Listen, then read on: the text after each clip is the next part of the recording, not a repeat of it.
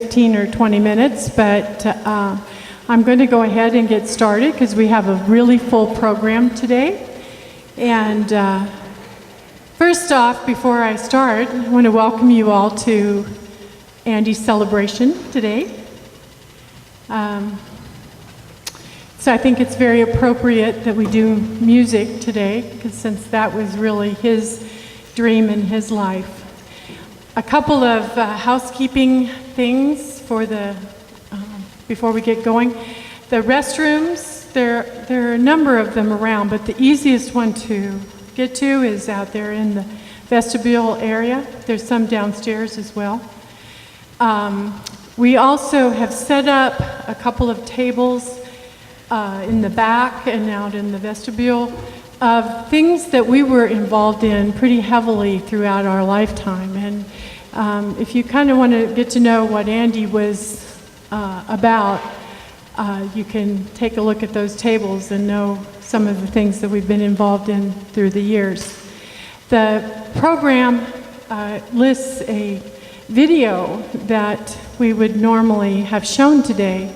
Unfortunately, we weren't able to get all of the equipment that we needed to be able to do that.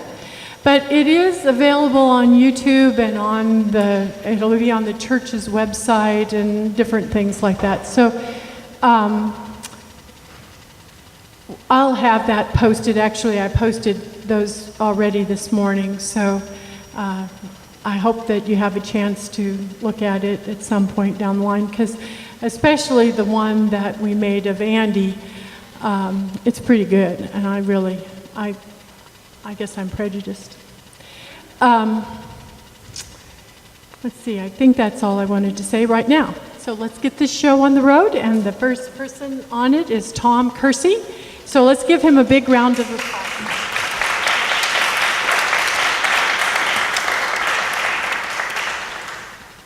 First of all, I'd like to say it's an honor and a privilege to open the show for Andy. I've played with Andy over the years quite a bit, and he was one of the most talented gentlemen and one of the most gentlemanly gentlemen that I knew.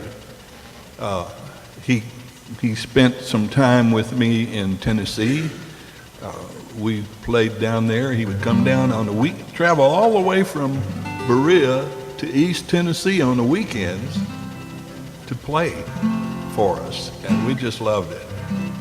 So, and I wrote this song about my place in Tennessee, and I remember one time he drove that old, what was that thing, a road track up there on top of that hill, and the road was so bad I was wondering if he could get up there. But he made it. Never let anything stand in his way. And here's a song about that place. On the mountain there is air you can breathe without a care, clear and sweet like water from the spring. Life is easy and free, just the way it ought to be, like the sound of the songbirds when they sing. And I hold these memories inside as I wander far and wide. But when I'm alone and home I want to be, I simply close my eyes and then my spirit flies to my mountaintop down in Tennessee. Should I sing that song in a Kentucky place? I don't know. On the mountain there are foxes not confined in little boxes. They stroll by to say howdy now and then. Thick rich fur of red and gray they display most every day. Not afraid, they know that I'm their friend. And I hold these memories inside as I wander far and wide. But when I'm alone and home I want to be, I think I missed a chord. I simply close my eyes and then my spirit flies to my mountaintop down in Tennessee. On the mountain. Do you remember that verse? I don't know. See the bluebeard on the thistle, hear the groundhog when he whistles, sights and sounds of the place I long to be. Hear the songs of meadow larks, watch the fireflies strike their sparks on my mountaintop down in Tennessee. I hold these memories inside as I wander far and wide, but when I'm alone and home I want to be, I simply close my eyes and then my spirit flies to my mountaintop down in Tennessee. My lovely mountaintop down in Tennessee.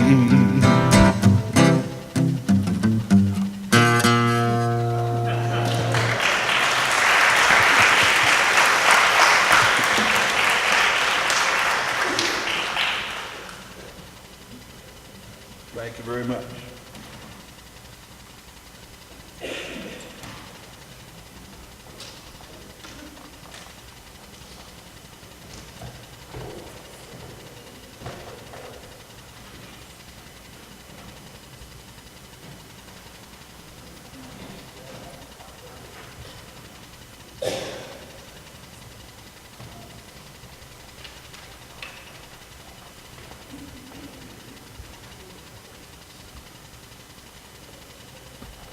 It was nice that Tom could stand, but I'm going to sit, folks.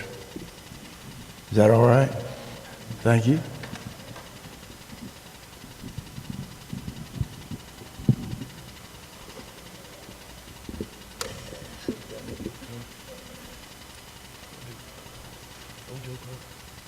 Okay, we're going to try old Joe Clark first.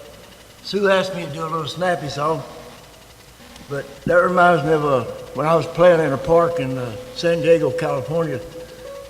That was back in the flower child days. You know, this little flower child came up to me, this girl. She said, a banjo is a happy instrument. You know, if you think about it, it is. It'll take something like, what is that, a sad song, you know, it brings tears to your eyes. It always puts a little snap to it.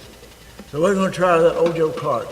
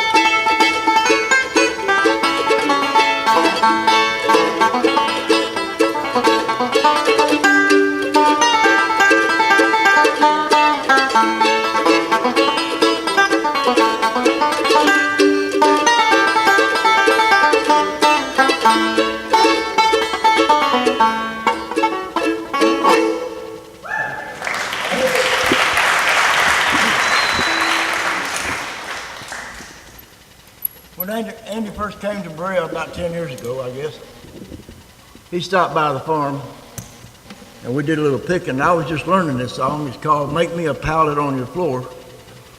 And Andy liked it, and we were actually going to work it up, but our lives went two different directions. He did what he does best, and that's entertain, and I stayed at the old jams.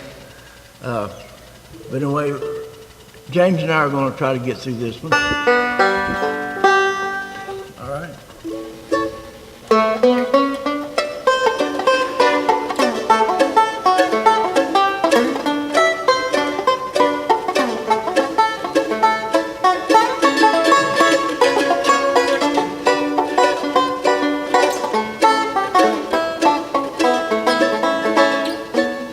I'd be more than satisfied if I could catch a train and ride.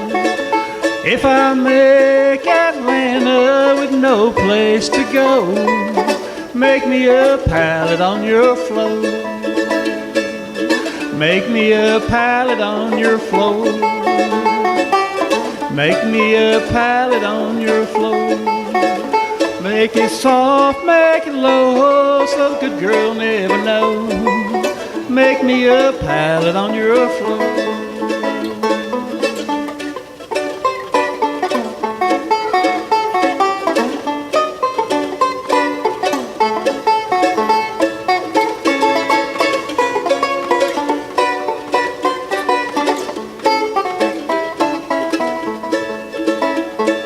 For all these good time friends of mine, come all you good time friends of mine. When I had $1, you treated me just fine. Where'd you go when I only had a dime? Make me a pallet on your floor. Make me a pallet on your floor. Make it soft, make it low, so good girl never know. Make me a pallet on your floor.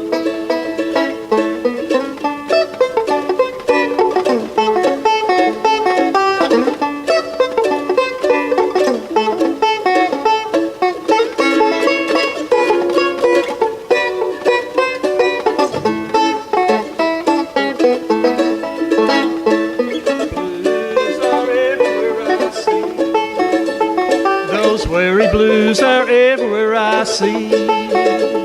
Well, blues all around me, they're everywhere I see. Nobody's got the blues like me. Make me a pallet on your floor. Make me a pallet on your floor. Make it soft, make it low, so the good girl never knows. Make me a pallet on your floor. Take us home, kid.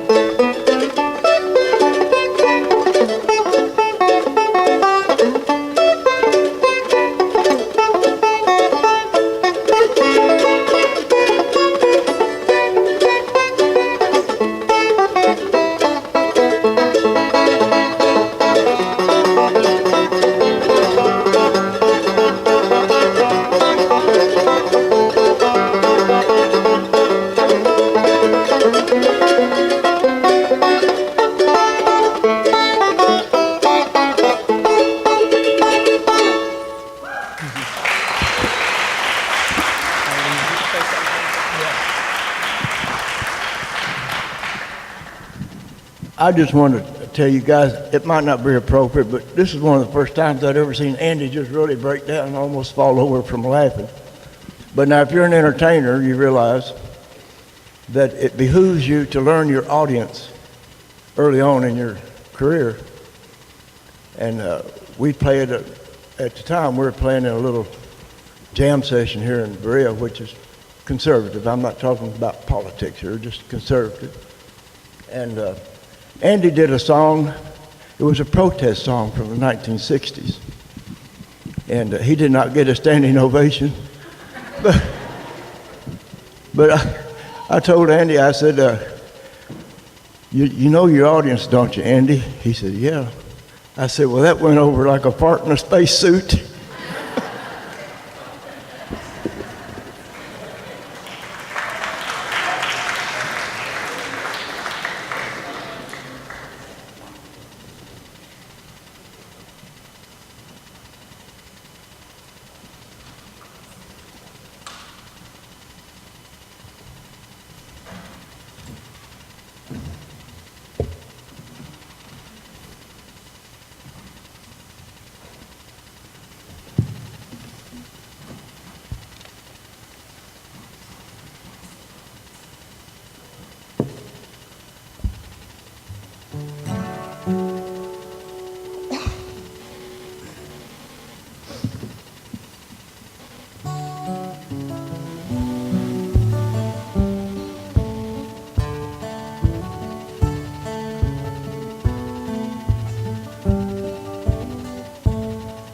Kind friends all gather round.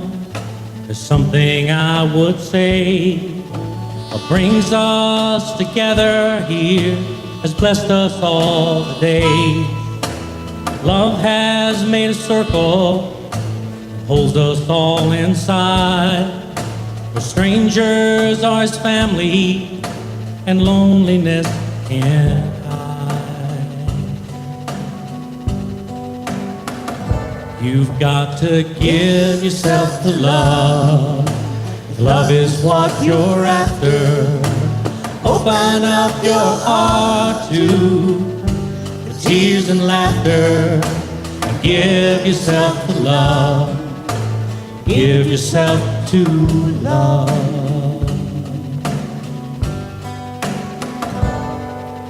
I've walked these mountains in the rain, learned to love the wind, and up before the sunrise to watch the day begin.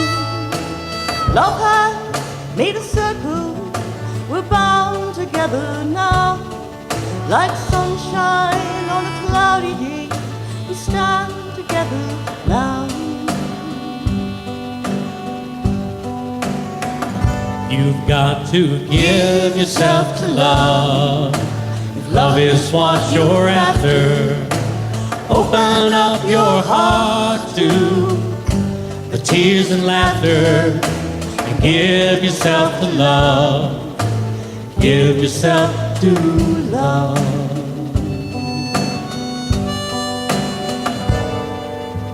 Love is born in fire. It's planted like a seed. Love can't give you everything, but it gives you what you need. Love comes when you're ready. Love comes when you're afraid. It's your greatest teacher, the best friend that you have made. You've got to give yourself to love. If love is what you're after, open up your heart to the tears and laughter. And give yourself to love. Give yourself to love. You've got to give yourself to love. If love is what you're after, open up your heart to the tears and laughter. And give yourself to love. Give yourself to love.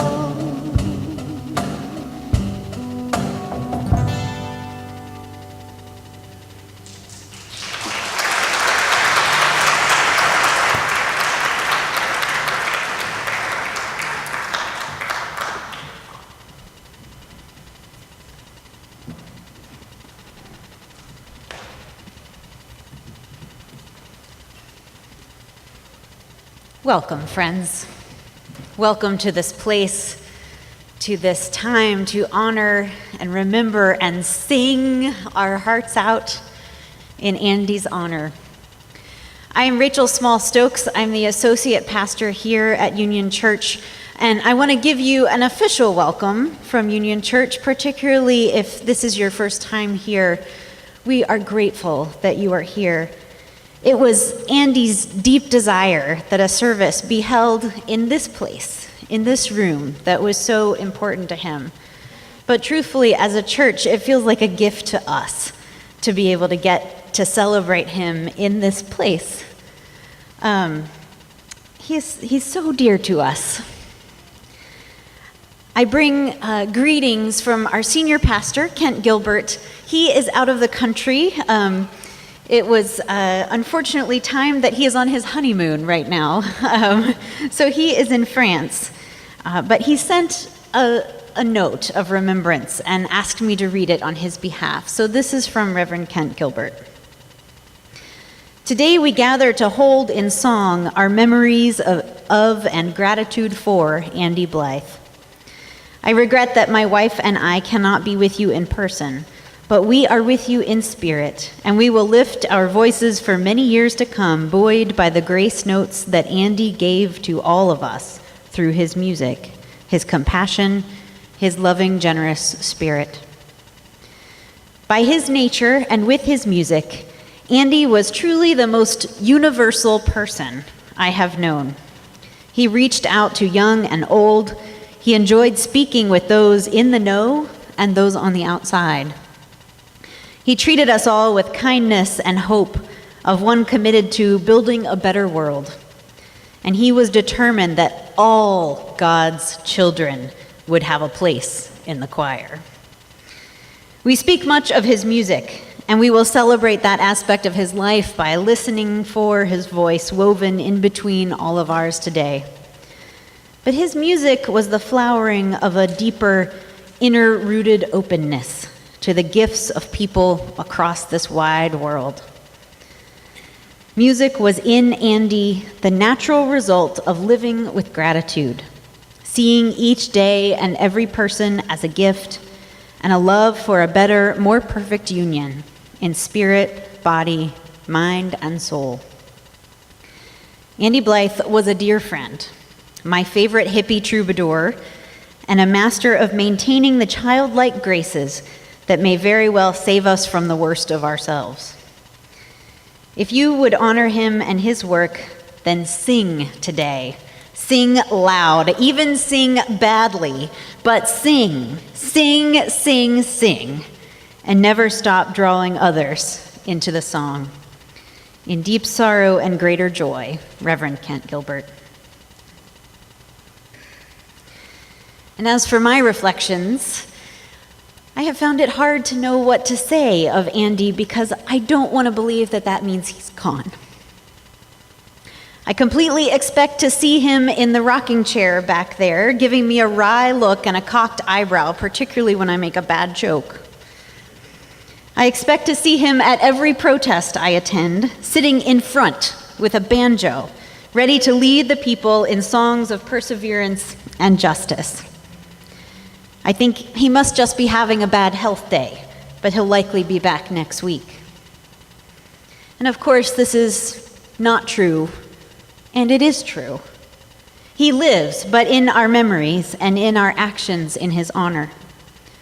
His earthly sufferings, his deep pains, his long stints in hospitals are over, and for that, I give thanks. But I haven't even gotten to the point of being able to miss him yet, because I can't believe he's not here. I mean, look at you all. You are here because of Andy, because of his presence, because of the ways he pulls people together to work toward love, even in his death. Andy, though, knew better than most of us how limited his time was. He has known since birth, when he was expected to die very soon after birth because he was hydroencephalitic. His life was spared by a dangerous brain surgery that had only been done 6 times before, and a literally homemade stent was placed in his brain. It was replaced in another brain surgery 6 months later with a slightly more professional one. The process left him blind in one eye and susceptible to infection and illness all his life. All along, doctors told his parents and siblings, and eventually even him, that he might not live very long. For Andy, this meant that every single day he lived for 71 years felt like a gift, a bonus, a delight. He saw this perspective as a special gift he could give to the world, and indeed it was. He could always find the joy, always find the love in even the hardest of situations. And he's used it well. All of us are here because we are inspired by his love and work toward peace. On July 18th this summer, just after he had nearly died the night before of heart failure, I had the privilege of visiting him in a hospital. It was clear to me that he was ready to let go, because he said he wanted to tell me what he wanted people to know if he died.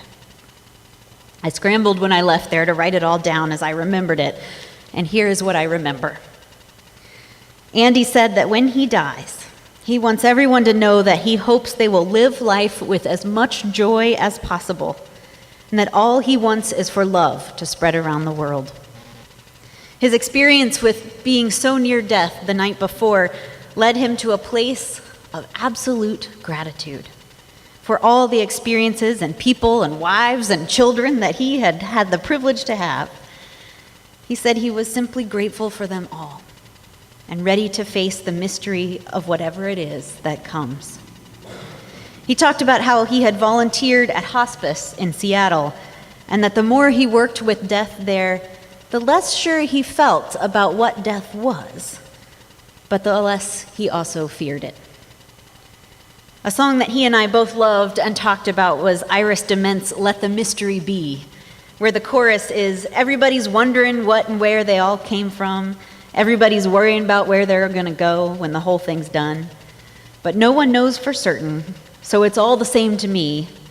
I think I'll just let the mystery be. Andy was content to let the mystery of what lies beyond life be a surprise.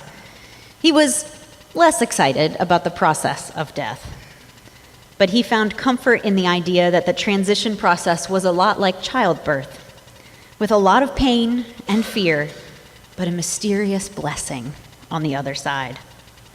He looks forward to seeing all of us on the other side, full of new life and joy. Andy lived out his calling, spreading love through music. He said he didn't write his own stuff much because there were already so many good things out there to sing, and he just saw his role as to share them and to make them accessible to more people and to encourage more people to sing with joy. One of those songs he loved, a dear one to both him and Sue, was called The Grand Design by Greg Tamblyn. Forgive my reading of the lyrics instead of singing it. After all these years, I'm starting to see we're all threads in a tapestry, woven together your life and mine, till our hearts and bones are intertwined. But sooner or later, the hands of time weave us back into the grand design. Out on life's highway, we feel alone as every bend leads us further from home. Our path divides, we take our changes, and pray our loved ones will understand us. Which way to go, we don't always know, so we navigate by heart. But in time, we come to learn that every road is a part of the grand design. It's something that I believe, and now I find it comforts me. I've come to love the mystery. The grand design is with us all along. A last goodbye, a newborn song, and in the end, we all belong to the grand design. If we could rise up high, see the whole road, how far we've come and where we'll go, see how our pathway crosses the others, we'd know how much we need each other. In this living tapestry, each thread is someone's road, and one day, from a higher place, we may know the grand design. Andy, we trust now that you know the grand design and are even more a part of it than ever before. We give thanks for your life and work and joy and play among us. We will miss you dearly, but you will live on in our every song of love. Well done, good and faithful servant. May you rest in peace.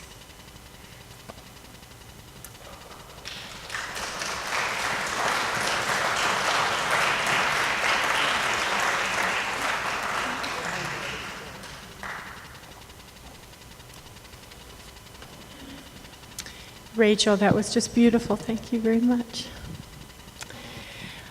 A couple of things I forgot to mention. First off, we are already run out of programs. Thank you all for coming. That's great. But if you have an extra program, you might lift it up, or if somebody can collect a couple of them, because I know some people came in late and didn't get a program. The other thing is we also didn't copy enough of the words for the songs. And so if someone would like a song sheet, I've got some extras. All right. Next up on the program is a very dear friend of Andy and myself. About 2008, when we moved here, we had some friends that were members of Wood Songs. And they introduced us and took us actually for several weeks, or maybe months, to Wood Songs. And we just fell in love with it. And over the period of, 9 years or something like that, we've gotten to be good friends of Michael Jonathan. And Michael is the host of the Wood Songs old time radio show that is recorded every week or almost every week in Lexington. If you don't know about it, I hope he'll tell us a little bit more about wood songs. But I would like you to put your hands together and welcome Michael Jonathan to the stage.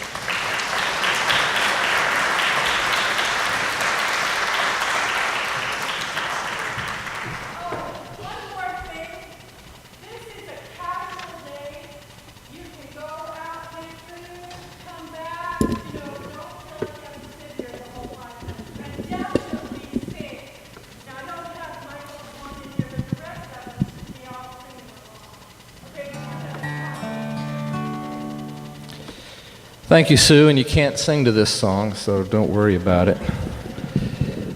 Andy was a very dear friend, like Sue said. They're both a wonderful couple, and Andy was a delightful character of spirit, a music lover, an artist.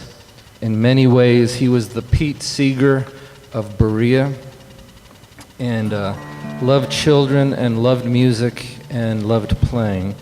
And more than anything else, he believed in the front porch spirit of music, that music is most powerful when it's done from love and not from anything else. And that's what this song is about, and requested by Sue, and I'm glad to play it in Andy's honor. It's called Front Porch.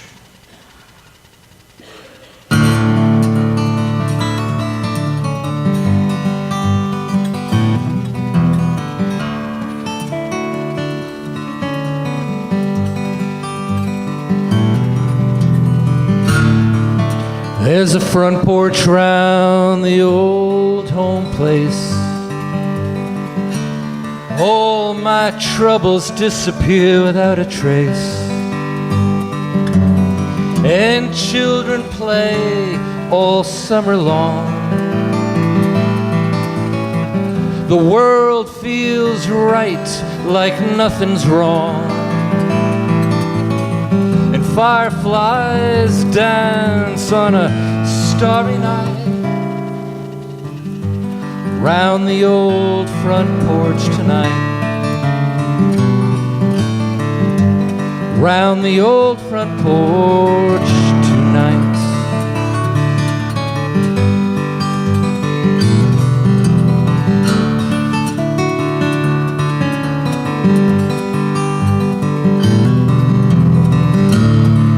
There's a front porch round my true love's eyes, and I could sit and watch that girl all my life. And in her eyes this world feels right. And she's a gentle and a peaceful sight. And since the day that girl became my wife, I found a front porch round my life. I found a front porch round my life.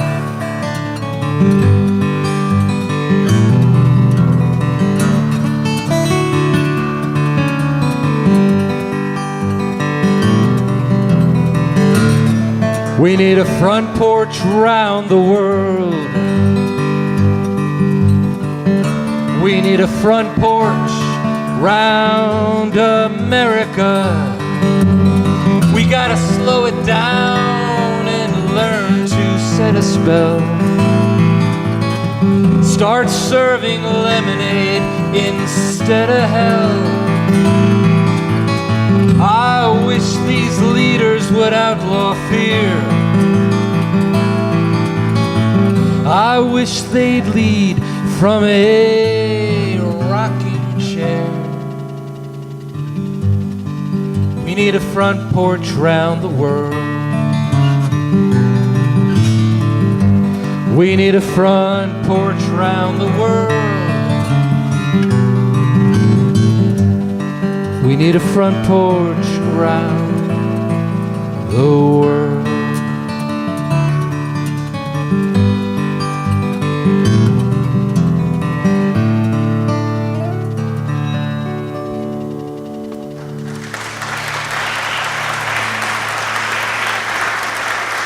Andy.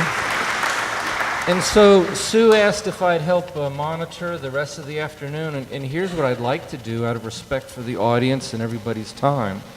If you're going to play, please come up side stage and be ready to go. And if you're the person after them, come sit in the front row and get ready. And this way we'll keep things going without, it's kind of like Wood songs. We don't stop for nothing. Just keep going, mistakes and all. It'll be fine. So the next one up is going to be Ron Scott, and he's going to perform a beautiful Joni Mitchell song, Circle Game.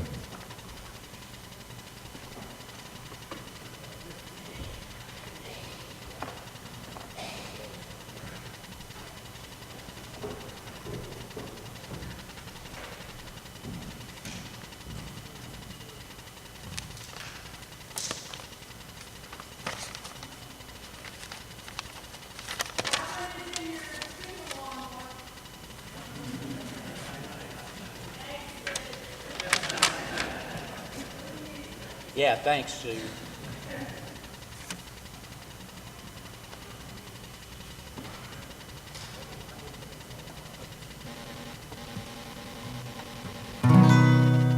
you hear that?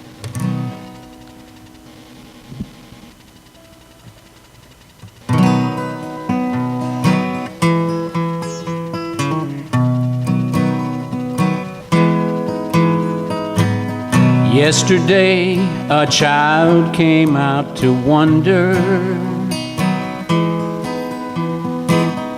caught a dragonfly inside a jar. Tearful when the sky was full of thunder, and tearful at the falling of a star. The seasons, they go round and round. The painted ponies go up and down. We're captive on the carousel of time. We can't return, we can only look behind to where we came and go round and round and round this circle game.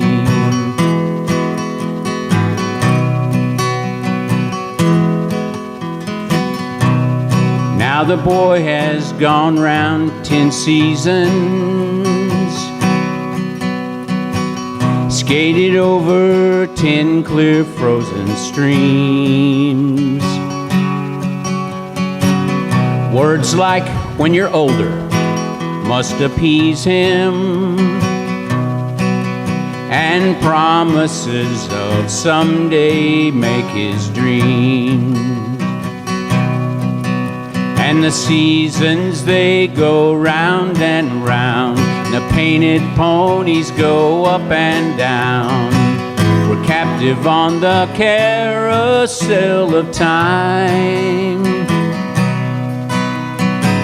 We can't return, we can only look behind from where we came and go round and round and round this circle game.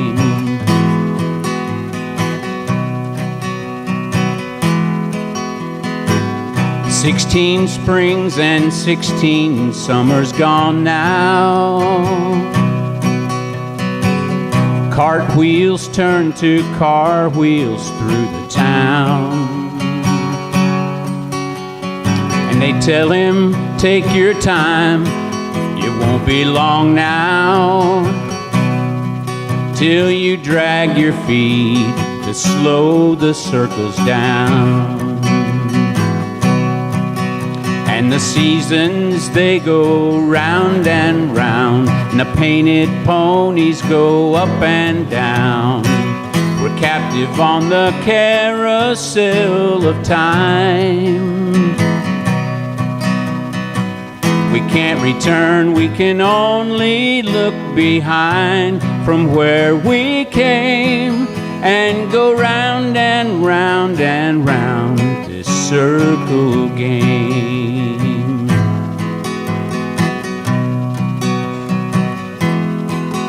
So the years spin by, and now the boy is 20. His dreams have lost some grandeur, coming true. There'll be new dreams, maybe better dreams, and plenty before the last revolving year is through. And the seasons, they go round and round, and the painted ponies go up and down. We're captive on the carousel of time. We can't return, we can only look behind from where we came and go round and round and round this circle game. We can't return, we can only look behind from where we came and go round and round and round.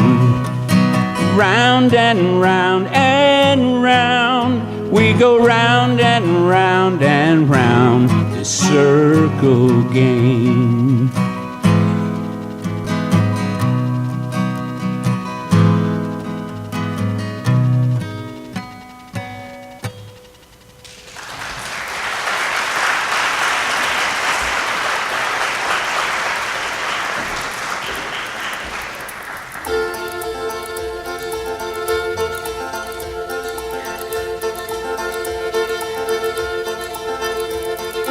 All God's critters got a place in the choir. Some sing low, some sing higher, some sing out loud on a telephone wire. Some just clap their hands or paws or anything they got now.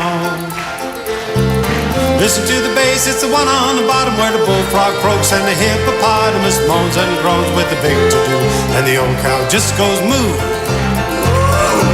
All right, quiet down now, bossy. Dogs and the cats, they take up the middle where the hummingbird hums and the cricket fiddles, donkey brays and the pony days, and the old coyote howls. Everybody howl! All God's critters got a place in the choir. Some sing low, some sing higher, some sing out loud on the telephone wire. Some just clap their hands or paws or anything they got now. Listen to the top where the little bird sings on the melody with the high notes ringing. Hoot owl hollers over everything, and the jaybird disagrees. All right, now you guys pipe down. Singing in the nighttime, singing in the day, the little duck quacks and he's on his way. Possum ain't got much to say, and the porcupine talks to himself.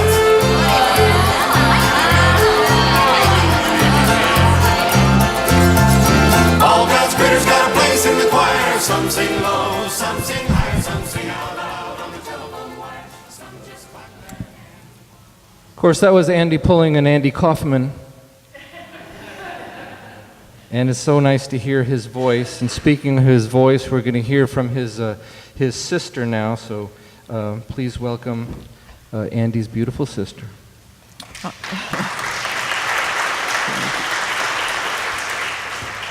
I thank you, and I hope you can hear me.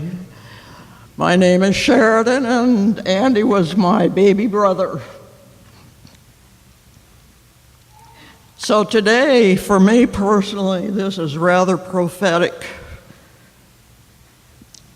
Because when he was born, and many of you have heard this story, I won't repeat it, but he was in the hospital for the first 6 months of his life. And when he came home, he was brought home in an ambulance. And there was a nurse. At that point in time, she actually chose me as the very first family member to ever hold him.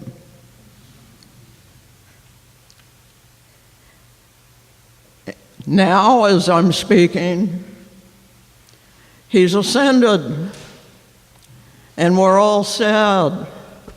I'm not mourning Andy anymore. And the reason is this. He is in a most beautiful, peaceful spot. He's in a very loving realm now. He's in a place that you and I cannot even imagine the beauty. And I have read many times in my life that the beauty is such that if we could comprehend it, we would hasten to attain it. And he's there in that spot. Now, the title of what I'm to talk about is Hollywood 101, and I'm only going to do a very brief thing right there. I gave Andy his very first job, and he ultimately became an audio engineer and traveled the world. At that time, I was the head of the world's largest post-production facility, and it was in Hollywood. That was a different day and age. I gave him the job because he loved music and he was humble. I always had a spot for people who were humble, and I knew that my own brother would do a good job. In fact, he did a great job. And then the facility, I want to tell you, that was bought by a man named Clement Stone, who became the guy that put up all the money for Nixon's defense. And so I quit my job, and Andy went off and became,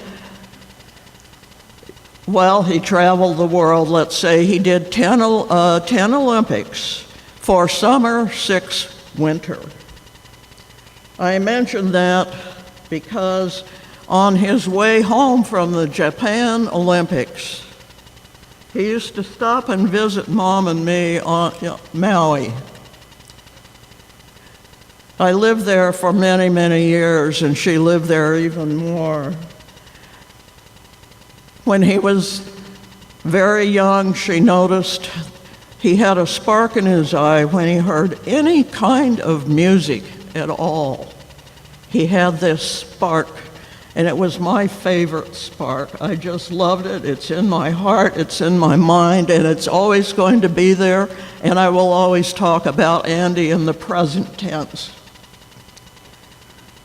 At any rate, he was so happy he came through the door this one day, and we couldn't understand. He was just smiling like crazy with that look. And so he announced to us, "I finally know who I am." Mom said, "Oh?" He said, "I'm a citizen of the world." And he meant it. He already was an activist. He did so much through his music.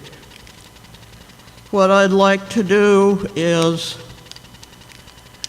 I want to read you something that he and I discussed in depth, privately, maybe 100 times in our life. The name of this is called Blessed is the Spot.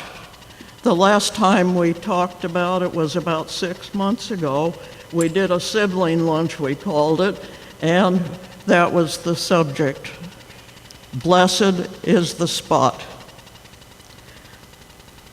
Blessed is the spot and the house and the place and the city and the heart and the mountain and refuge and the cave and the valley and the land and the sea and the island and the meadow where mention of God hath been made and his praise glorified.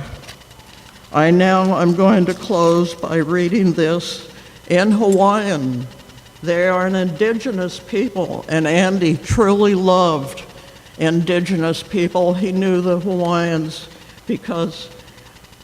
and he knew how they felt and believed.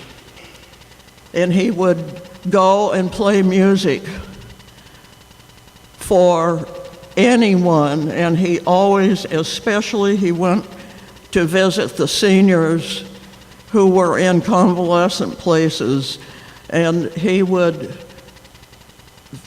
be sitting with their head down in their wheelchairs, and their head would poke up when he started playing the old music. And that was his passion, playing for children and for older people. Okay, this is in Hawaiian. Ame ka hale, ame ka vahi, ame ke kula mauka, ame ka nau hale, ame ka levi, ame pu honua, ame kana ana, ane ka ava, ame ke aina, ame ke kai, ame ke moku, ame ke kula mau, nava e I ole loa la a e, ka inoa oke akua, akua. Oho mai kai I ai, kana nane. Amen. Amen. I will close with one line. Ahoy hu.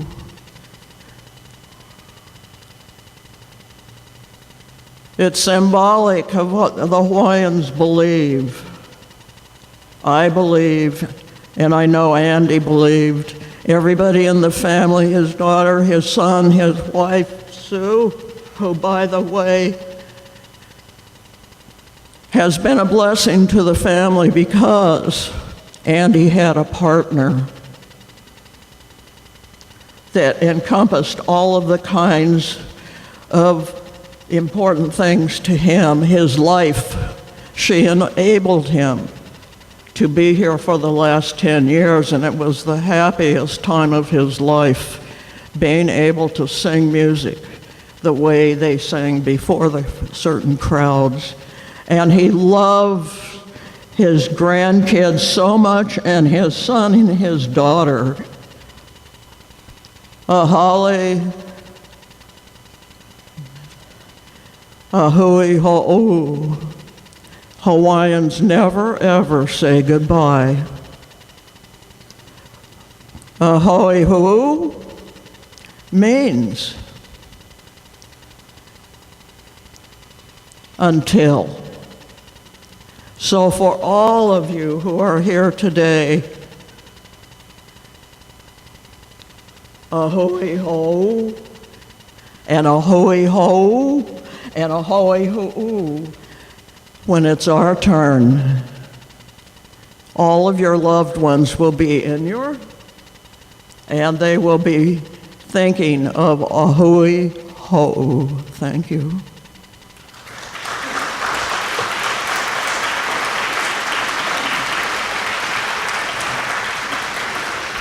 Thank you, Sheridan. In keeping with Andy's worldview and being a citizen of the world, there's going to be a few songs about war and peace next. And so we're going to invite Jerry Sparks and the Sparrowhawks to the stage to sing A Song Is Somewhere to Begin.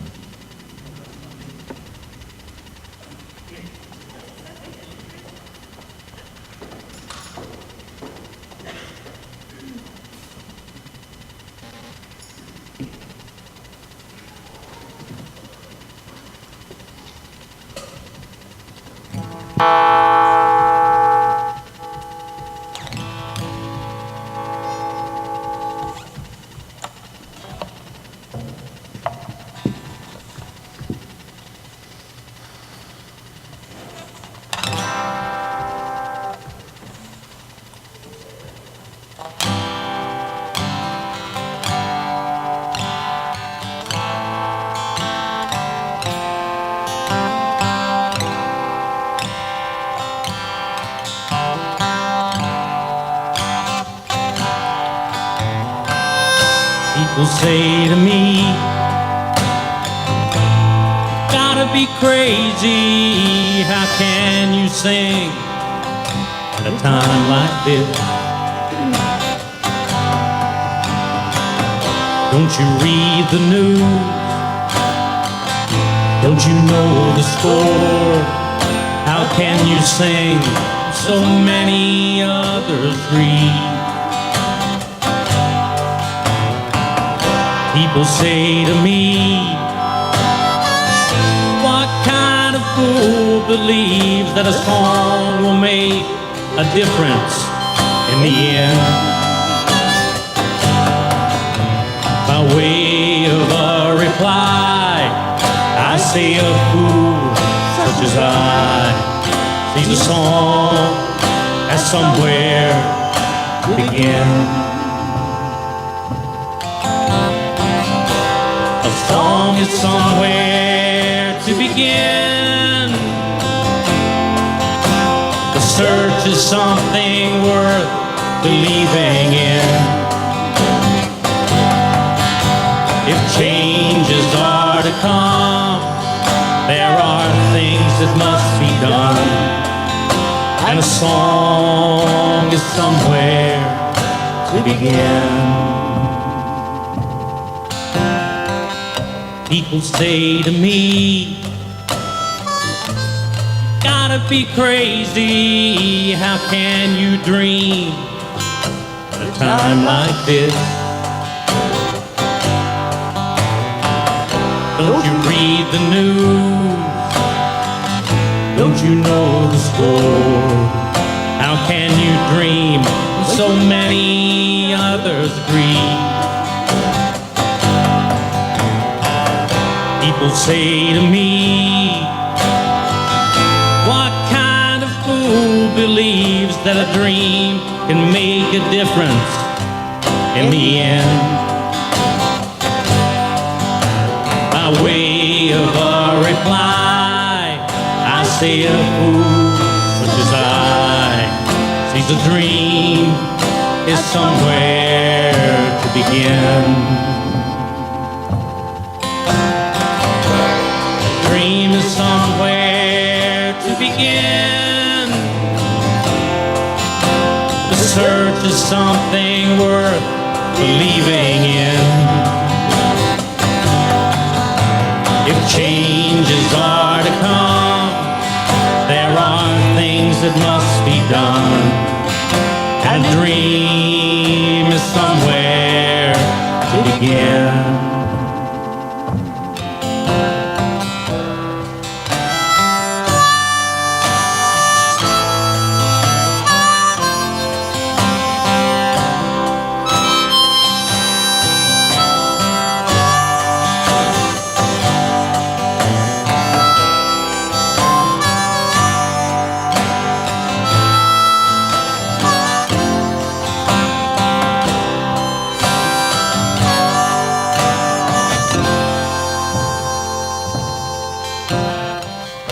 People say to me,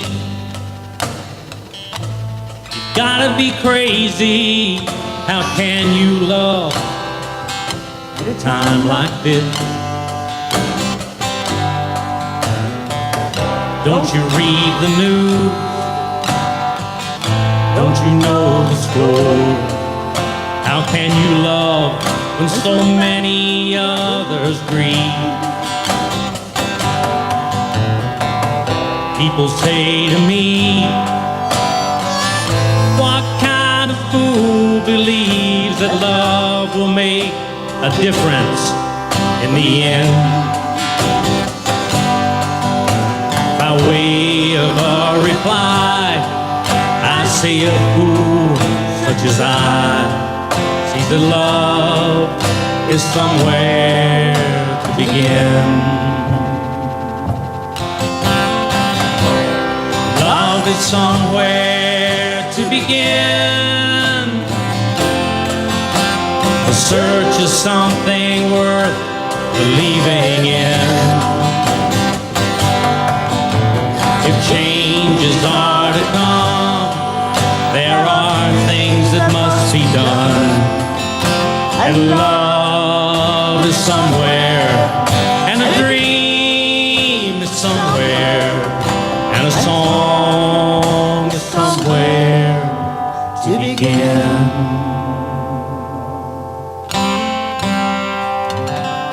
Let us begin.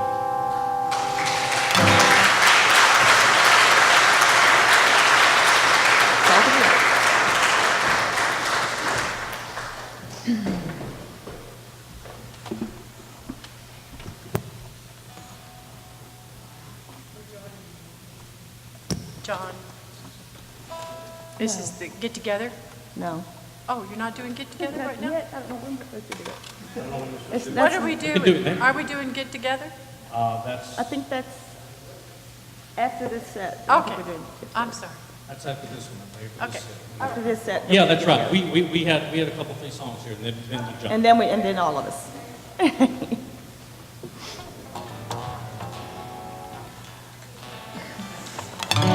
One thing that, we met Andy at First Friday, 2014, something like that, and we was wondering who this crusty old minstrel was that was playing in front of us. And we met him, and we found a brother and a dear friend. And I can't imagine my life without him now. And he will always be with us. And he was a champion of humanity, and a champion of everyone that needed a champion but didn't quite have it.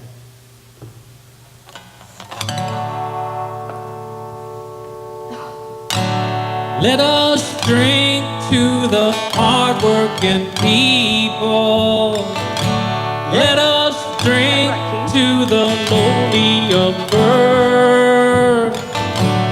Let us drink to the hardworking people. Let us drink to the salt of the earth. Say a prayer for the common foot soldier. Spare a thought for his back-breaking work. And say a prayer for his wife and his children. Burn the fires and who still till the earth. And when I search a faceless crowd, a swirling mass of gray and black and white, they don't look real to me. In fact, they look so strange.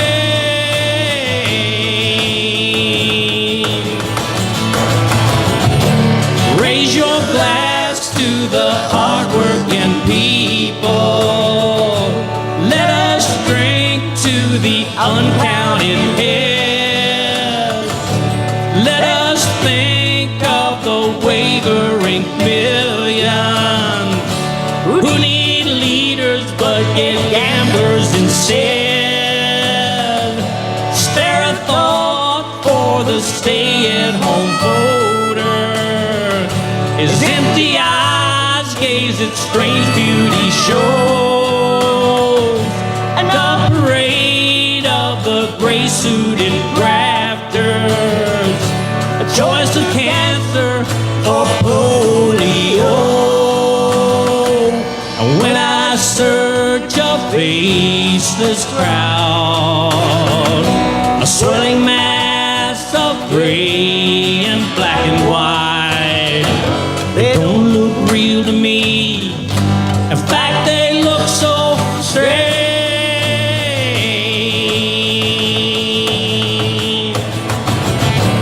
Let us drink to the hardworking people. Let us think of the lowly of birth, and spare a thought for the ragtaggy people. Let us drink to the salt of the earth.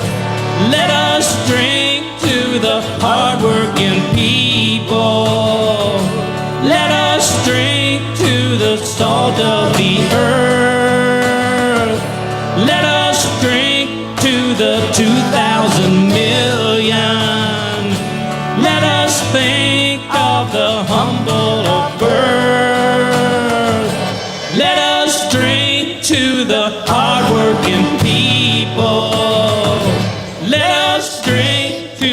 salt of the earth. Let us drink to the hardworking people. Let us drink to the salt of the earth.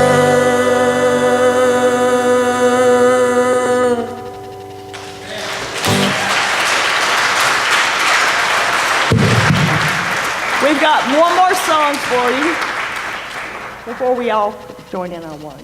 This is the first song I thought of, and my heart insisted on it. And one of the things that Andy loved about me was that I insisted on my heart. So we're going to do this song, or he's going to do it.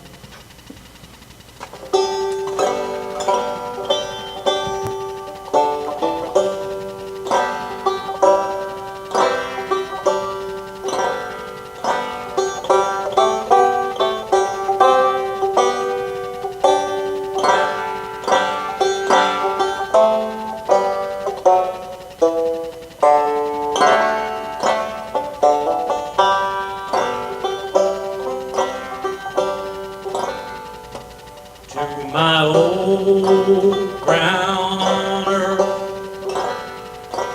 and to this old blue sky, I now give these last few molecules of I.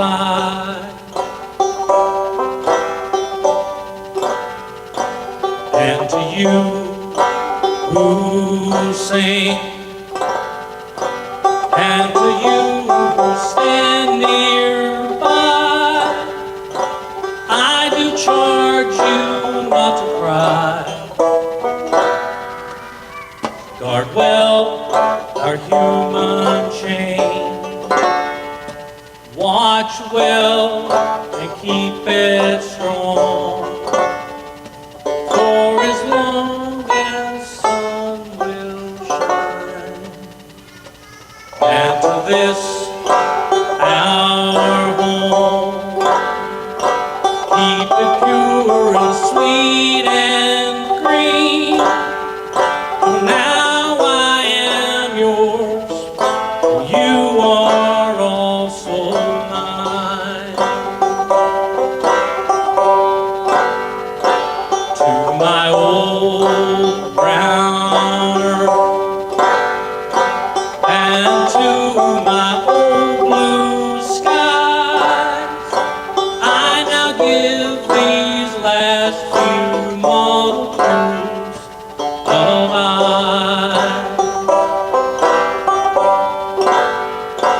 And to you who sing,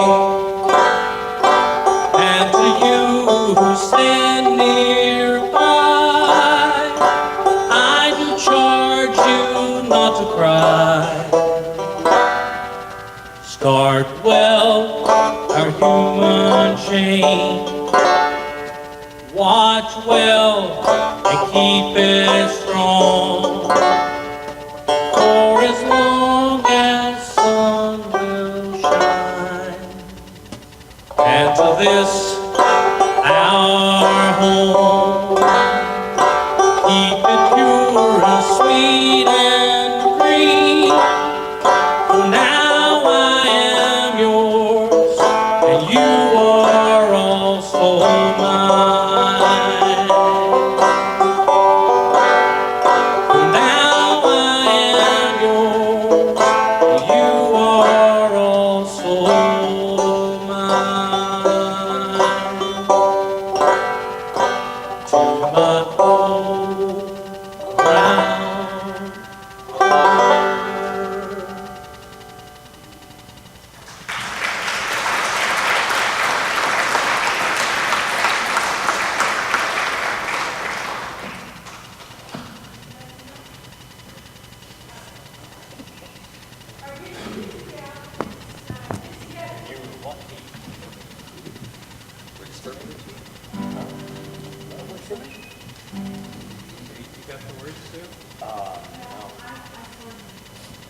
This is definitely a sing-along.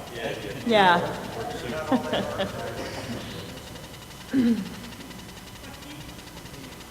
Do it in G.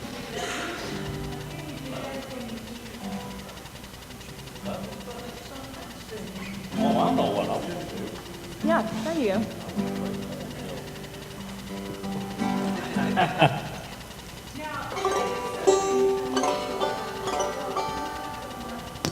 Oh, okay.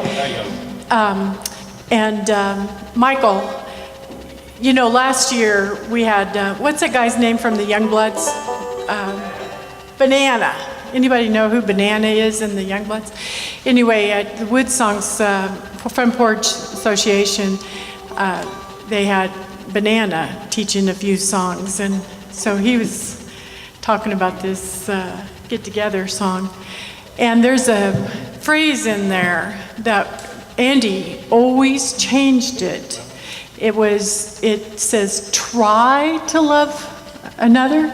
And he always said, come and love another. So anyway, I was telling Banana, you know, we don't do this try thing. And he said, well, have they got it yet? We also, I don't know what they're going to do today, but we also up-tempoed this about twice the speed that Youngbloods did it. All right. No, come on. We all sing the first verse. Love is but a song we sing. Here's the way we die. You can make the mountains ring, make the angels fly. Though the bird is on the wing, you may not know why. Come on, people now. Tell on your brother, everybody get together, come and love one another right now. Michael, do you know this? Come and sing with us. Some will come, it's too low high for me. We will surely pass. Help me out here. We turn to our we are born a moment's sunlight, raising in the rise. So, come on, people now, smile on each other, everybody get together, try and love one another right now. How many said try? Hear the song I sing, you will understand. Behold the King of love and fear, all in your earthly hand. Just one beyond the lost and low, it's there at your command. Come on, people now, smile on your brother, everybody get together, come and love one another right now. We got to do that again one more time. Okay, but come on, people now. Come on, people now, smile on each other, everybody get together, come and love one another right now. Right now, right now, right now.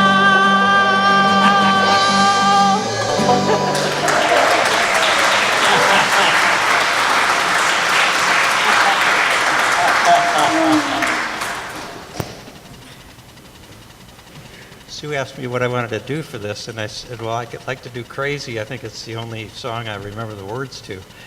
But then we decided on something else. I'm John. I was with the Raging Zephyrs, which was a spoof on The Mighty Wind, which was a wonderful folk song movie that if you haven't seen the movie, at least go see the trailer because it's just wonderful. God. Anyway, the first time I met Andy and Sue, I came up to Sue afterwards. Andy had done all of the music at our church service. It was not a union church or not a Unitarian church, but a unity church. And Andy did 5 songs there. And I wanted to talk to him, but he had all his groupies were around talking to him. So I wound up talking to his girlfriend, Sue, and I said, I want to be Andy. And about a year later, I got to do the songs at the church, and it was fun. But she said, well, if you sing or play, why don't you join us with the Raging Zephyrs? And it turns out that that was like a pickup basketball game, only with singers. And we had people with harps and trombones and anything that came along. And it was really fun. Andy, of course, was the soul of this group, but Sue was the manager, the director. She never took that title, but she was the organizer, and I was not at all surprised to see this beautiful program that she's put together and all of this. She does it so well. So she got all of these gigs for us around Washington State. And I don't know if you're familiar with that part of the world, but Bellevue is kind of like the Wall Street of the West Coast.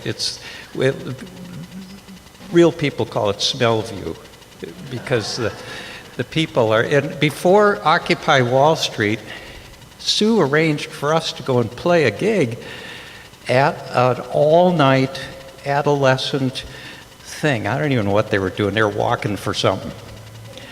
And so all these old guys, we gathered over there, and the reason I could say old guys is because in the morning when I went over for breakfast, before they were opening up, a bunch of kids were sitting around on a picnic table, and one of them said, was there anything going on last night? Was there music or anything? And one of them said, well, there were a bunch of old guys playing guitars. Well, we got to camp out in the Bellevue Park in the middle of town in our tents. It was amazing, and there's a waterfalls in that park that's just as wide as this church, and we were parked by the waterfalls, and it was just, we were camping there, and it was just such fun. So the kids were particularly wowed with all of the entertainment that they pulled together, especially the Hawaiian ukulele group, and I see we have our ukulele group coming up, so it's all representative. Andy and I were sitting around one time during this camp out or whatever it was, and they said, oh my God, there's nobody on stage, we got to have some music. And so I looked at Andy and I said, why not? So as we're walking over there, we were saying, what, do you know this one? I said, no. And he said, do you know that one? No.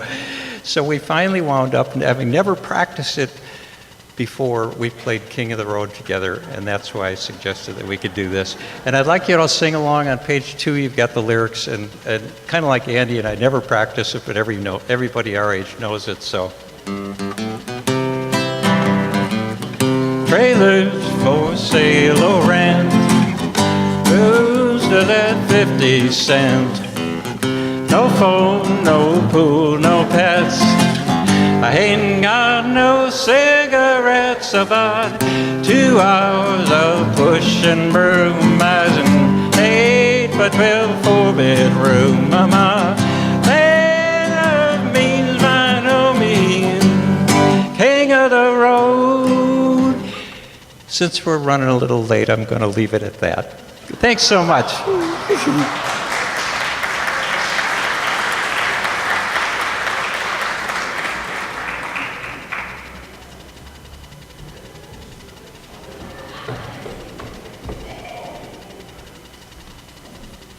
First time in history, a brief songwriter. And it caught me by surprise. So we are waiting for Rick. There you go, Rick Godby.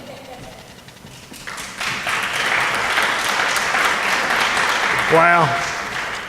Talk about, I feel like that poke plant in the pasture by itself out there with all this talent and people in here. But I'm here because of a good friend, and Andy was a good friend to me, and I miss him very much. But I wanted to share some things with you. Sue said she wanted to talk about politics, but you can't talk about Andy, politics, or anything else without talking about music. So I'm going to try to combine those two. And here's Andy, this very talented, wise, compassionate person, talking to somebody, and you know, talking to somebody that can't even play a kazoo. You know? But first of all, let's talk a little bit about politics. Let's talk a little bit about baseball, which we both loved, and then let's talk about music and politics. Andy said that the first time he ever voted was 1964. And I said, well, who'd you vote for? He goes, Go Water. I go, oh, okay. And, but by that time he'd got his first job. He was getting involved with the Vietnam War, anti-war movement, moved on through Nixon in '68. And by the time I was old enough to vote for the first time in a presidential election, we both voted for McGovern. Well, in fact, our joke was, if we got everybody together that voted for McGovern, we don't think we could fill Union Church. But, well, with the exception of maybe Massachusetts and the District of Columbia. Now, the other thing me and Andy talked a lot about, which was a passion of his, and he rekindled a passion in me, was baseball. Andy loved baseball. We'd go up and see the legends play, and we would talk baseball. He'd come over to the house. In fact, baseball is not very much fun without Andy around. And he got to see so much of the great players that I never got to see, not because I wasn't old enough, I was just on the wrong coast. He got to see the Dodgers and the Giants back when in their heyday in the 60s, and I never got to see that. But sooner or later, things moved over to music. And talk about being lost. But we found somebody we could tie together. My interest in politics, especially labor politics, and his interest in music, tied together with a guy by the name of Joe Hill. And I don't know if any of you know who Joe Hill is. I'm sure a lot of you do. Joe Hill was a famous activist, organizer, and songwriter. In fact, I don't know, there's dozens of folk songs that he's credited for. And they've been sung by everybody from Joan Baez to Woody Guthrie to Andy Blythe. Right? And we talked about it, and the things we talked about in politics is the power of music. See, to me, the written word is the most powerful thing. But Andy convinced me that people read a book, they forget about it. They hear a speech, they forget about it. But they sing songs. They sing songs, and they'll sing songs every day. And the beauty of that was that you had somebody like Joe Hill that recognized that. And he wrote of those songs that we still sing today. And he kicked off a generation of songwriters, folk singers, that from him all the way through Dylan to the present day still do. They still share their political beliefs and political leanings and trying to better it through song. But when I was thinking about what I'm going to say about Andy, I don't sing. I don't play a musical instrument. But I had to combine the two. So, after Joe Hill was executed in 1915, in 1936 they had a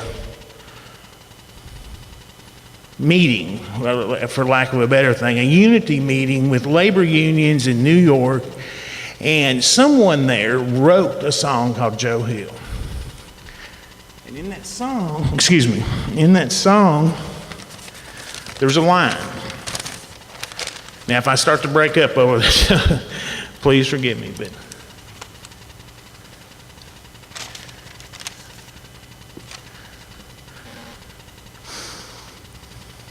and it says, the first line says, I dreamed I saw Joe Hill last night.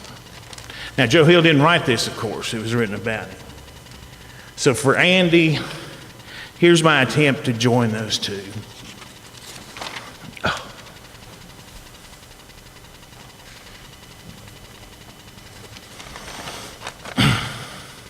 I dreamed I saw Andy Blythe last night, alive as you and me. But when he turned, I said to him, Andy, this just cannot be. Andy laughed and he says to me, you can't even believe what your eyes can see? But Andy, I say, I can't believe what even my eyes seem to see. You passed away not so long ago, way off in Kentucky. And standing there as big as life, and smiling with his eyes. And he says, you don't see, my friend, my songs will never die. Andy Blythe ain't dead, he says to me. Andy Blythe ain't never died. As long as people sing my songs, Andy Blythe is by their side. From LA up to Maine, he said, in every town and square where people sing old Andy songs, you'll find old Andy there. And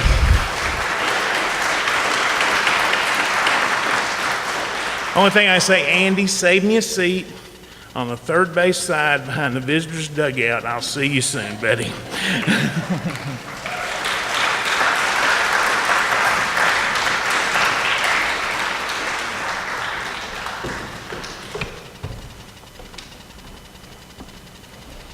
Thank you very much, Rick. That's very moving.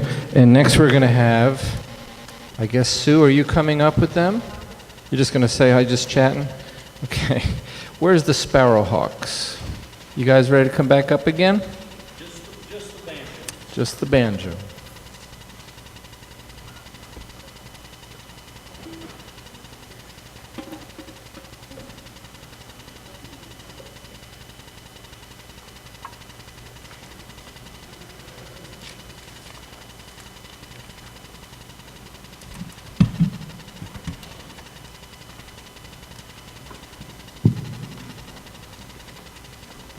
The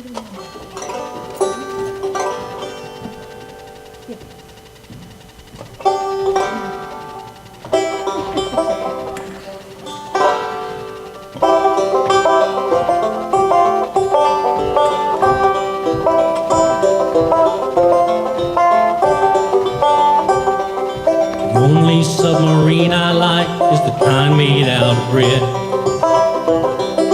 We could change all the missiles to mistletoe instead. The only gun that's any fun is the kind that you can squirt. And the only fighting that I like is the kind that doesn't hurt. They call me Yambo, sweet potato named Yambo. How to fight like Rambo, that's not my style. They call me Yambo, sweet potato named Yambo. Everybody say Yambo, and see me smile. The only battleship I like is a Milton Bradley King. The only bombers that I like are in the Hall of Fame. And the only scary things I like are on the movie screen. And the only bad guys that I like are the kind that aren't too mean. They call me Yambo, sweet potato named Yambo. Fighter, fighter like Rambo, that's not my style. They call me Yambo, sweet potato named Yambo. Everybody say Yambo, Yambo, Yambo, and see me smile. Thank you very much.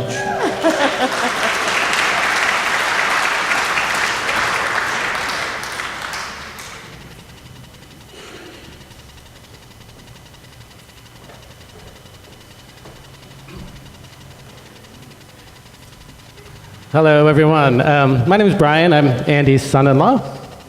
And I've been listening to these songs for 30 years. My wife's been listening to them for 52 years, my daughter for 26. So each one just has us sobbing, right? There's no getting around it. So my head's pounding from dehydration already. But wow, it's so great to hear them. And it's so funny to hear you guys play Yambo, because we were in hospice together, and they're playing all these various songs, and it's very moving, and Andy's non-responsive at this point. And then, we said, well, let's play Yambo. I mean, that was maybe the song most identified with him. But we couldn't remember the words, which must have killed him, and it did.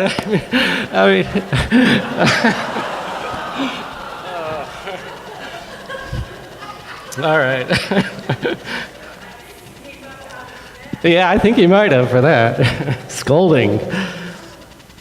Okay, we're certainly here to celebrate Andy and his life, but I just want to take a moment to honor Sue Peterson Blythe. Without Sue, this celebration would have been much shorter. Sue gave Andy many, many more years. She kept him alive. I know it was physically draining for Sue, emotionally draining. There was a lot of draining. Yeah, there was.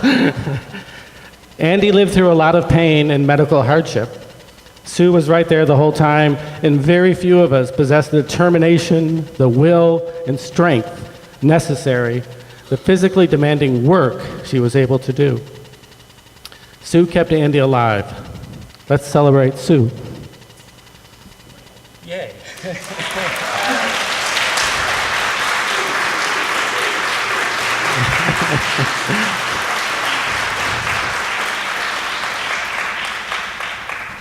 Before he died, Andy told me that he wanted his grandchildren to have this novel. Johnny Got His Gun. Because if they read it, they'd know what Grandpa was all about. It's a tough book. I don't know how many of you have read it, but it's filled with great physical suffering, and I know Andy understood the bedbound misery of the main character. But the book becomes larger. It opens up into this rumination on the horror of war, especially for the little guy always forced to fight in the rich man's war.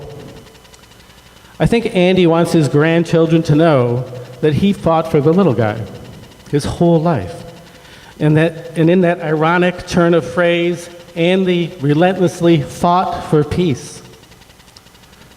Johnny Got His Gun is a peace lover's book, but peace will never come easily. It takes force of will, strength of conviction, and adamant resistance. Andy wants his grandchildren to live with these values. We have copies of the novel up front. I know Andy wants anyone who wants one to have one, and to think of him when you read it. If you read this book, you cannot think about Andy. It's his book. And I just want to leave you with one. It's a tough-minded passage, but Andy knew what we were up against, and this book informed his whole life. So just let me read one short paragraph.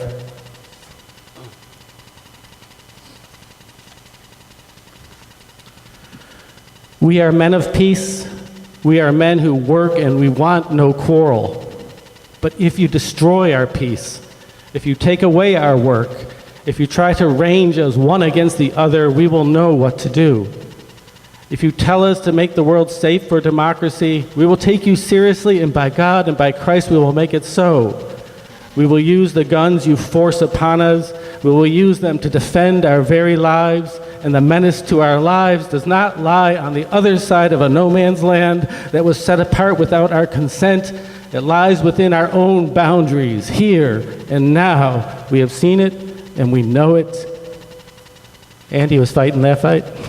Thank you.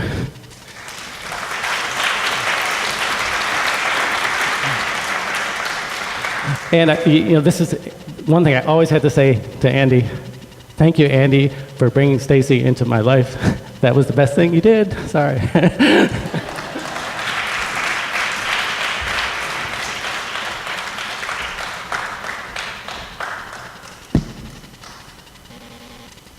So Sue asked me to play 2 songs for Andy, and we're going to do that now. And one of them is in the anti-war spirit that, although written nearly 70 years ago, this song is very timely for what is happening now. A fellow was involved with World War II, and as America finally got out of the bloodiest war in human history, here was just 5 short years later that we had our sights on a war in North Korea. And this was around 1953, and he wrote a song about how he wished so desperately that we would just stop fighting wars. And here we are nearly 70 years later with our sights again, right after coming out of a war in the Middle East. North Korea is there again. So this was written by Ed McCurdy, Andy liked this song, and Sue requested it. Written in 1953. Last night I had the strangest dream I ever dreamed before. I dreamed I saw the world agree to put an end to war. I dreamed I saw this mighty room, and the room was filled with men and women, and the paper they were signing said they'd never fight again. Oh, and when that paper was all signed and a million copies made, well, they all took hands, bowed their heads, and grateful words they prayed. And the people in the streets below, well, they were dancing round and round, and swords and guns and uniforms they scattered on the ground. Oh, last night I had the strangest dream I ever dreamed before. I dreamed I saw the world agree to put an end to war.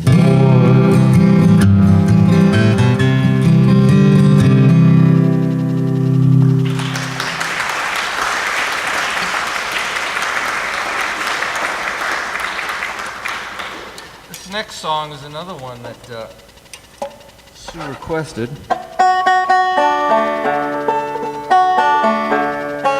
I'm going to take a moment in Andy's honor to tune.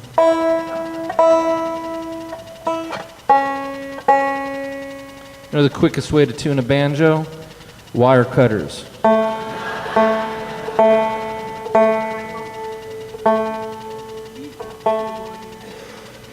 going back to. Okay. I'm on it.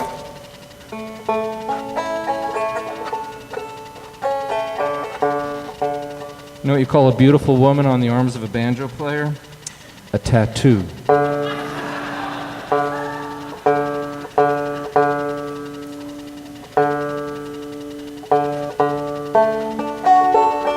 Or Sue.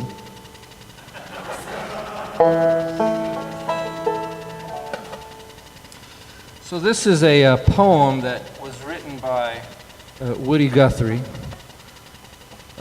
Again, well over half a century ago. I'm going to read part of it. I haven't performed this for over 10 years, and when Sue asked me to do this, I was reminded how beautiful this was, and I can understand why Andy loved to recite this so much. But this is my version of it, sort of a prelude to something that we're all going to sing together here in a little bit.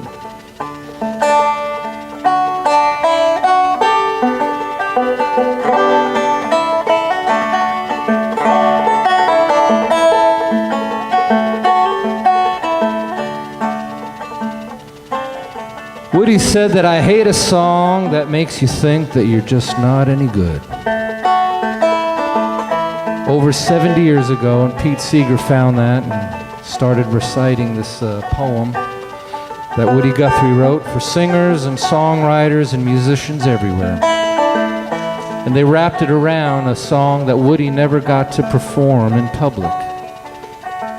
This land is your land, this land is my land, from California to the New York Island, and the redwood forest and the Gulf Stream water. This land was made for you and me. Woody said, I hate a song that makes you think that you're just born to lose, that you're bound to lose, that you're no good to nobody because you're too old, too young, too fat, too slim, too ugly, too this or that. Songs that run you down or poke fun at you on account of your bad luck or hard traveling. I'm out to fight those songs with every last breath I have. This land is your land. This land is my land. From California to the New York Island and the Redwood Forest and the Gulf Stream water. This land was made for you and me. He said, I'm out to sing songs that'll prove to you that this is your world. That if this world hits you pretty hard and knocked you down, no matter what color you are, what size you are, how you're built, what you think, or how you feel. I'm out to sing songs that make you feel good for your life and your work. While I was walking, I saw a sign there, and that sign said, no trespassing. But on the other side, you know that sign, it didn't say nothing. That side was made for you and me. This land is your land. This land is my land. From California to the New York Island and the Redwood Forest and the Gulf Stream water. This land was made for you and me. So Woody said these songs are made up for all sorts of folks just like you. I decided a long time ago that I'd rather starve to death before I ever sang a song that made you feel bad. Songs like this one.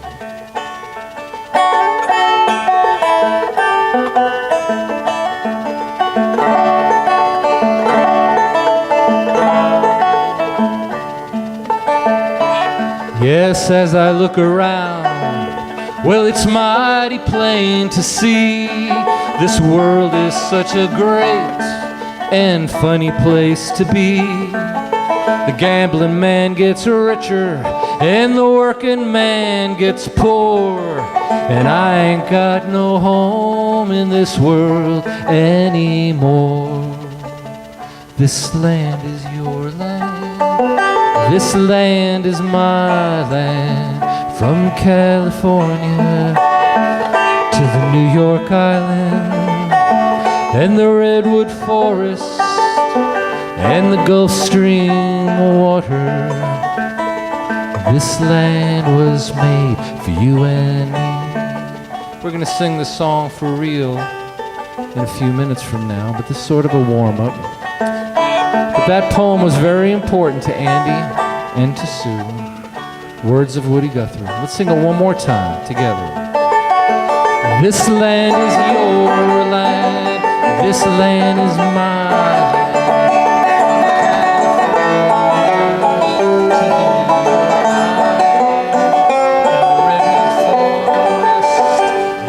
Stream water. This land was made for you and me. This land was made for you and me.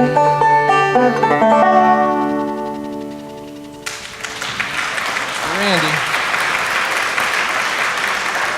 Now we're going to hear Andy himself sing a Malvina Reynolds song. You going to introduce it, Sue?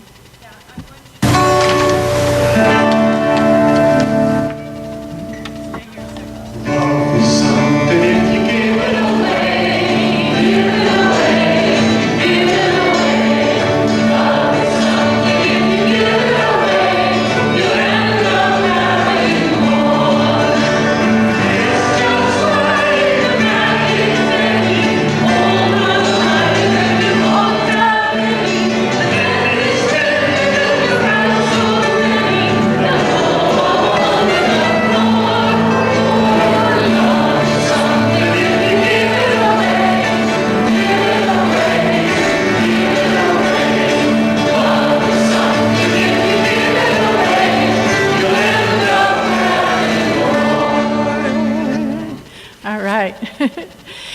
I think we all need to give these musicians a big round of applause.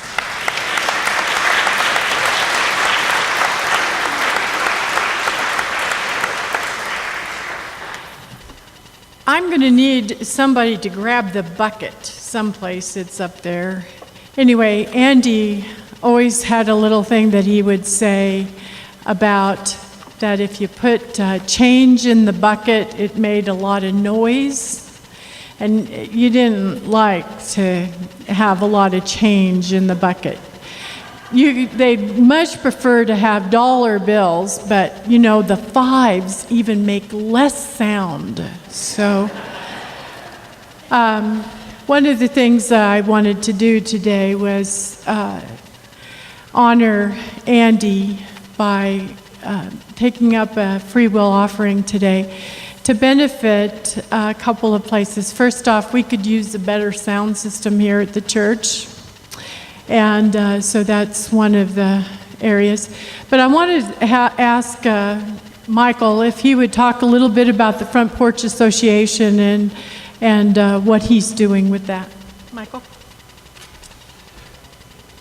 Wood Songs is a national broadcast, and we decided to start an education program in the schools. And now scores of these programs have lesson plans written for middle, high, and college level kids.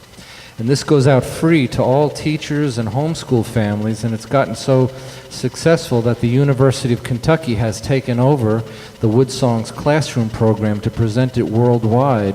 As music and arts in schools gets decimated and the budgets get taken out, Wood Songs replaces it with wonderful inspirational programs that these teachers could use for free. And so we started something called the Wood Songs Front Porch Association, which is a nonprofit education group. And we call our members song farmers. Isn't that a neat word? And Andy and Sue were one of the very first original song farmers with the Wood Songs Front Porch Association. And they administrate this education program to the schools. They start hometown music chapters. There's over 32 of them active right now, from Vermont to Arkansas to the Virgin Islands. And we have one right here in Madison County. Right. And what we're doing, because of what Andy and Sue and their role with the Wood Songs Front Porch Association and the Song Farmers, is we're taking the money that you donate to it today, and we're starting an Andy Blythe scholarship program for young kids so that they can come to the gathering at Shaker Village for free.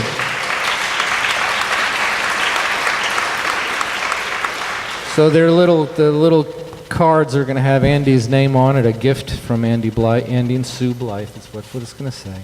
And the gathering at the Shaker Village is for all front porch musicians, people who love music, who you may not be making a living at your music, but it is a very powerful part of your life. And song farmers learn what to do with your music, especially in the face of a music business that really doesn't exist anymore. And so in honor of Andy, all these kids will be able to come to the gathering at Shaker Village for free and pick and sing, and artists from all over North America will be there. So thank you very much, Sue. Awesome. All right.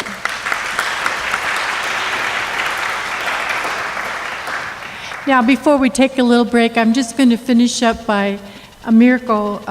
His niece wasn't able to be here, and one of the things that I'd asked her to read was Andy loved James Kavanaugh, the poet. James Kavanaugh, I don't know if you are familiar with him, but he is a really profound poet, and he had a very interesting little saying that I think really applied to Andy as well.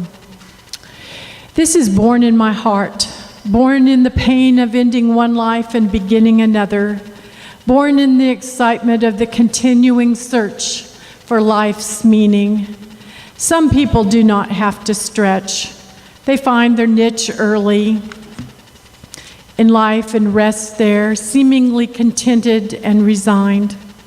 They do not seem to ask much of life. Sometimes they do not seem to take it seriously. At times I envy them.